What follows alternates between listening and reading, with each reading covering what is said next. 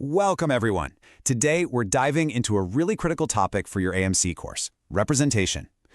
We see more and more diverse faces in politics, in business, on our TV screens. But does all this visibility actually mean our societies have become more equal? That's the huge question we're going to explore together. So let's start with this powerful idea from the philosopher Iris Marion Young. She argues that injustice isn't just about what one person thinks or does, it's about structural injustice, these big social processes that systematically put some groups at a disadvantage while at the same time helping others to dominate. This concept is honestly the key to unlocking our entire analysis today, so really keep it in your mind as we go. As you can see, this fits perfectly into your AMC program. Thème all, faire société, and Acts 3, representing la société. And our guiding question for today is this. In what ways do institutions in the Anglophone world represent society, and what are the limits of this visibility? Or, to put it more simply, we're asking, what's the real difference between being seen and truly being heard? Okay, here's our game plan for today. We'll start by looking at representation in three really key areas. First, political power, then the workplace, and finally, culture. After that, we're going to switch gears and talk about methodology, how you can take all these ideas and build a killer argument for your exams. And then we'll wrap it all up with our conclusions on that crucial difference between visibility and real power. All right, let's get right into it with our first area, political power. As the slide says, we're going to dig into that gap between just being there, a symbolic presence, and having actual, genuine influence. Now, at first glance, it really looks like there's been some undeniable progress. After the 2024 UK general election, Parliament became the most ethnically diverse in British history. 12% of MPs now come from minority backgrounds. Symbolically, that's a huge statement about a changing Britain. And we see a very similar story playing out in the United States. The 119th Congress is also the most diverse it's ever been, with over 28% of its members being people of color. So, on both sides of the Atlantic, it looks like political institutions are starting to visually mirror the societies they're meant to serve. But this is where we have to stop just observing and start analyzing critically. As the slide asks, and as you absolutely must ask in your essays, does seeing these faces on the front lines actually equal real institutional power? Are the people we see in the spotlight the same ones making the critical decisions behind closed doors? This data, it reveals what you could call a hidden layer of power. Just look at the table. While 28.1% of elected members of Congress are people of color, only 18.2% of their top staff are. We're talking about the chiefs of staff, the key policy advisors, the real engine room. That 10-point gap is huge. It suggests that, while symbolic representation is getting better, the core decision-making machinery of power is still way less diverse.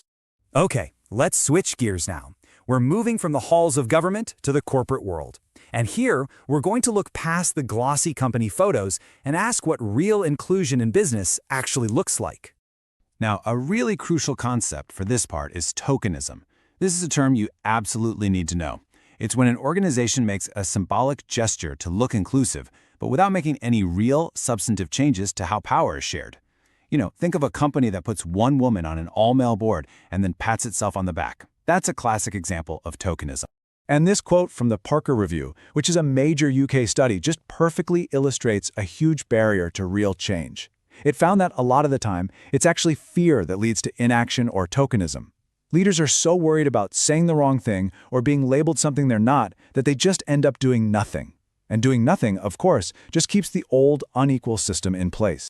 And that fear we just talked about, well, it often gets supercharged by these things called cognitive biases. They're basically mental shortcuts our brains take that can, without us even realizing it, keep inequality going. For example, status quo bias just makes us prefer things the way they are, while confirmation bias makes us hunt for information that proves what we already believe. When you combine these, it's easy to see how leaders might just stick with what and who they already know, which of course blocks any real progress. All right, on to our third and final sphere of analysis, culture. Film and TV, they're like a kind of social mirror, right? And it's on this stage that the big battles over who we are as a society, our identity, our history, our whole national story are so often fought. We can see two totally contrasting ways of représenter la société on television. On the one hand, you have a global hit like Downton Abbey, which kind of reinforces a traditional, hierarchical view of British heritage. It celebrates this idea of a stable society with a benevolent aristocracy at the top. But then, on the other hand, you get a series like Steve McQueen's Small Axe, which actively blows that narrative up by writing Britain's Caribbean community into a story of resistance against racism and discrimination. The show Atlanta pushes this even further. It actively confronts what critics call the white gaze. This idea that stories are often told with the default white viewer in mind. The creator, Donald Glover, isn't just telling a story. He's challenging the audience to be aware of their own perspective, to critically engage with what the show is saying about race, instead of just passively consuming it as entertainment. Now, when we look at big cultural institutions like the BAFTAs, we see a pattern that should be starting to feel pretty familiar by now. On the surface, things look good. At the 2024 awards, as this chart shows, 10 of the 24 performance nominees were people of color. So this increased visibility in the nominations, it suggests the industry is starting to recognize a wider range of talent. But, and this is the absolutely crucial point, when it came to the actual awards, the institutional validation, the power, 47 out of the 49 winners were white. Just let that sink in. This staggering number reveals a massive gap between being visible enough to get nominated and having the real power to be recognized and rewarded. So you've got all of this fantastic analysis, but how do you actually turn it into a top-grade exam answer? This is where we have to focus on methodology. Knowing the content is only half the battle. The other half is structuring your argument in a way that's powerful and convincing. For both your written and your oral exams, I really want you to build your paragraphs using the PEE method. It's simple, but so effective. First, you make your point. State your main idea clearly. For example, increased nominations for diverse actors don't necessarily translate into institutional power. Next, you give your evidence. At the 2024 BAFTAs, 47 out of 49 winners were white.